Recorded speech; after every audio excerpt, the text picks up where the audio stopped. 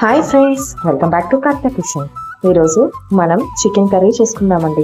ముందుగా నూనె వేసుకొని దాంట్లో ఆనియన్స్ వేసుకుందాం. ఆనియన్స్ అన్నవి బ్రౌన్ కలర్లో వేగాలి. ఆనియన్స్ వేగిన తర్వాత అల్లం వెల్లుల్లి పేస్ట్ వేసుకుందాం. దీంట్లోనే పసుపు, సాల్ట్ కూడా వేసుకొని బాగా కలుపుకుందామండి. చికెన్ వేసుకొని బాగా కలుపుకుందాం.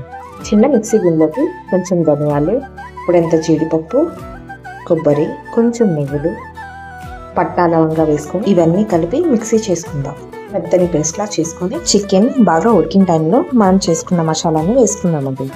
ఇప్పుడు అదే మిక్సీ గిన్నెలో టమాటాలు వేసుకొని మిక్సీ చేసుకుందామండి. చికెన్ మసాలా వేసి ఉడుకుతున్న టైంలో కారం వేసుకుందాం. ఈ కన్సిస్టెన్సీలో ఉన్నప్పుడు కసూరి మేతిని నలుపుకొని చల్లుకోవాలండి. దీనివల్ల ఎక్స్ట్రా ఫ్లేవర్ యాడ్ అవుతుంది. చికెన్ నూనె వేరవుతున్న టైంలో ఈ టమాటా ప్యూరీని కూడా వేసుకుందామండి.